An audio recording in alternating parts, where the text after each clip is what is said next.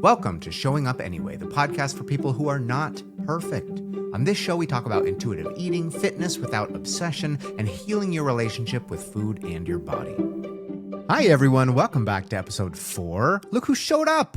You did. And for today's topic, I thought it would be smart to talk a little about hunger, which is not as obvious a feeling as you might think. I have viewers and listeners and new clients who come to me all the time and tell me things like how they feel guilty about getting hungry, how they try and ignore it and push it off, how they can't even tell they're hungry until it's, too late and they're elbow deep in a box of whatever they can find, bag of chips or whatever. Hunger seems simple, but diet culture and your food rules have sort of taught you to mistrust it, which is why we talked about food rules in the last episode. So today is going to be about how to recognize your hunger and start to rebuild that trust. Before we get into anything else, we have to be on the same page about one thing. Hunger is not your enemy. That's the title of today's episode. It's not something you need to ignore or push past or fight. Getting hungry isn't a bad thing. It's also not a good thing. It's just a thing. It's your body's way of asking for care.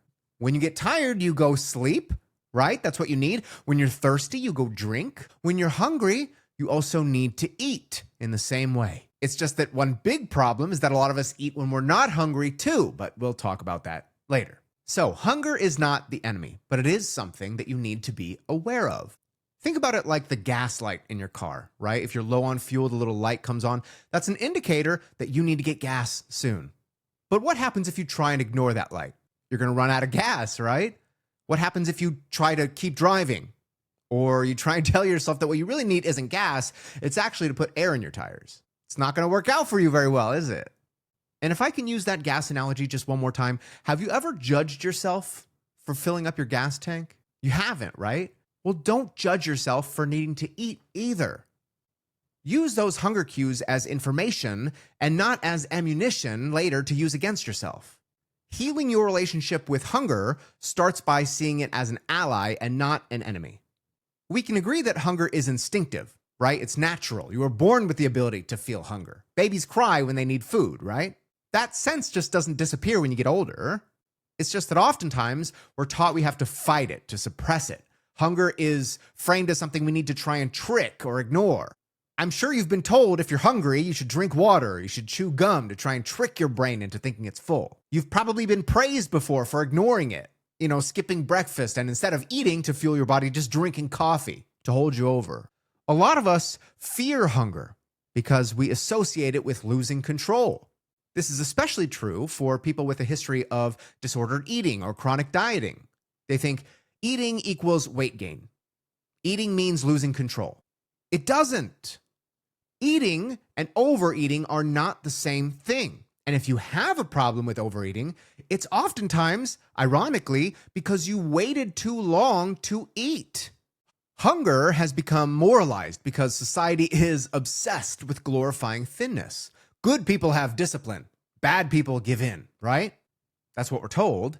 You're praised for choosing salad instead of eating what you really wanted, and diets that celebrate skipping meals like OMAD and IF, despite my best efforts, somehow still have a place in wellness culture. The harsh truth is that diet culture rewards hunger denial. Now that I think about it, it might even go deeper than that. For a lot of people, hunger has a history.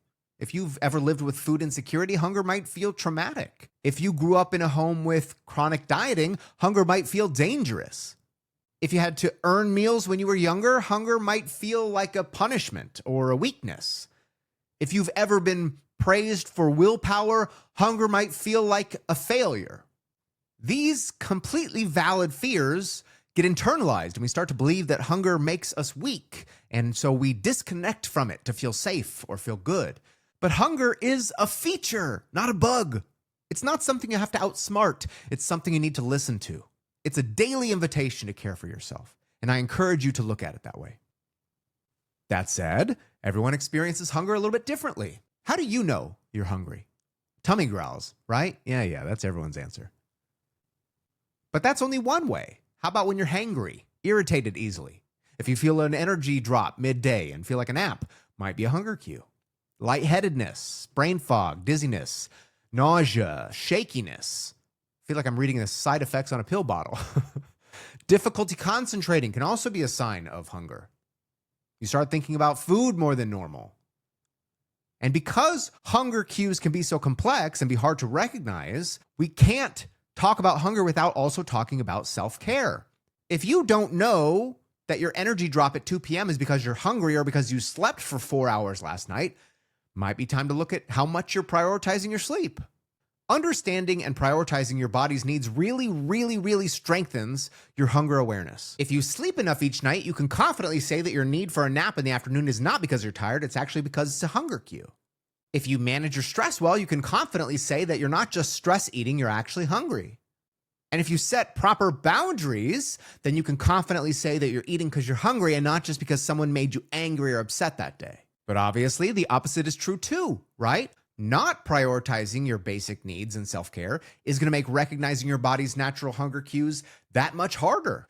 There's an acronym that I really like that I think will help you with this. It's HALT, and I'm going to tell you what that means. But first, if this conversation resonates with you and you want to go deeper, I do coach clients through this exact work. Building trust with your body, reconnecting with hunger and fullness cues, and learning to eat without guilt. And I have to tell you that because I have people all the time who say, Adam, I didn't know you coach clients, even though I talk about it, I feel like constantly. But if you are ready to take that next step, you can apply to work with me by using the link in the show notes. All right, now that I've got the self-promotion out of the way, HALT, what does it stand for? Hungry, angry, lonely, and tired. Now, obviously, these are not the only 4 feelings you're going to feel before you have an episode of self-sabotage, whatever that may be for you. But this is a really good place to start to check in with yourself and analyze your self-care. Am I hungry? If that's the case, if you're actually hungry, go and eat something. Are you angry or feeling any other feeling associated with anger? Are you lonely or feeling any other feeling associated with isolation? Or are you tired? So if you find yourself eating or restricting or doing whatever self-sabotage behavior you might do, halt and give yourself a chance to think about those 4 feelings. Once we've figured that out, maybe we can find a better way or a different way to cope with those feelings. HALT is not exclusively used for recognizing hunger.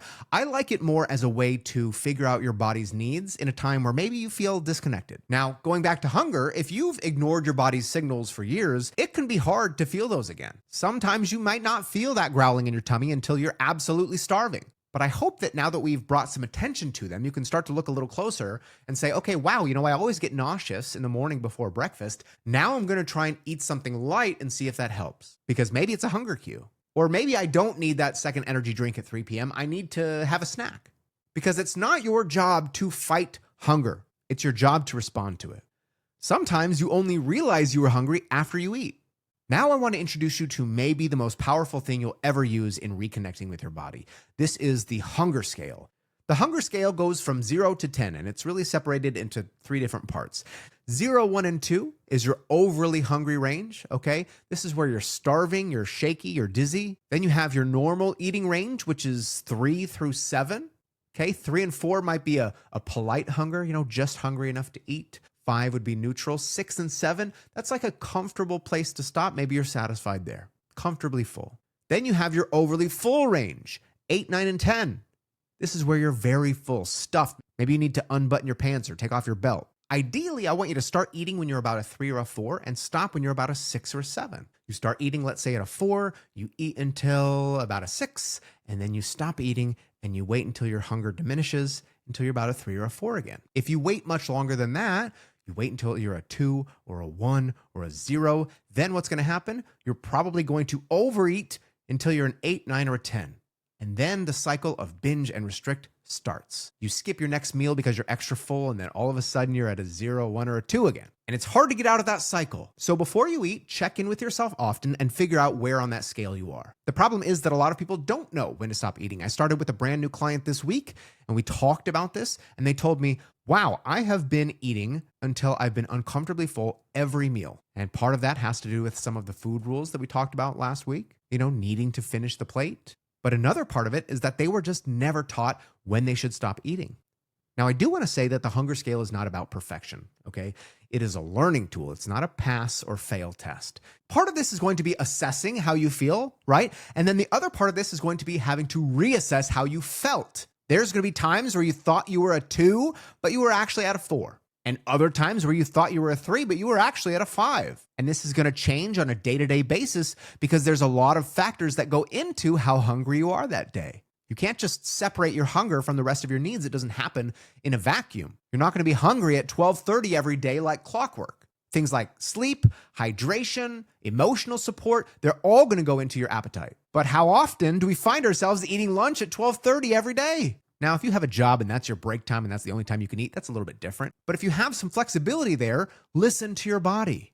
You don't have to eat breakfast as soon as you wake up, unless you're hungry. I distinctly remember more than one of my clients coming to me once we started implementing this and saying, Adam, I don't feel hungry until about 10:30 when I wake up. I used to wake up at 7 and have breakfast then because that's what I thought I needed to do. So it's going to take some self-reflection. And maybe there are times where you're hungry at 7, but that might be affected by the time you ate dinner last night or how big that dinner was. See how those things might be connected? This is why listening to your body is so important. Unfortunately, most of us live in our heads, and getting back into our body takes real practice. So I suggest doing some daily check-ins. Set a reminder to check in with yourself halfway through the day. How am I doing? Could these feelings that I'm feeling, could they be hunger? Take a pause in between tasks and think, have I eaten? If you have something like ADHD and you forget to eat often, okay, set some alarms for yourself. If you're autistic and you struggle with interoception, which is an awareness of your body's internal senses and signals, do a body scan. That's something that I actually learned from a client who is autistic. I love learning things from clients. She said, I can't tell when my body is hungry as naturally as neurotypical people. I have to do a body scan from head to toe and figure out, do I need to pee?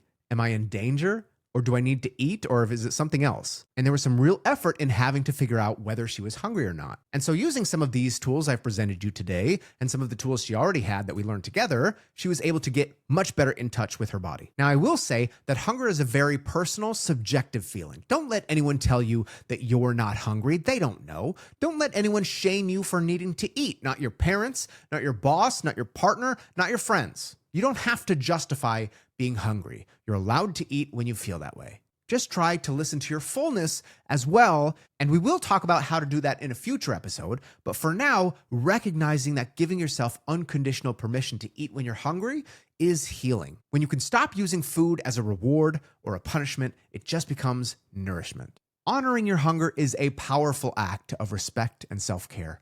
It is not a weakness. It is not a failure to be disciplined or something to apologize for.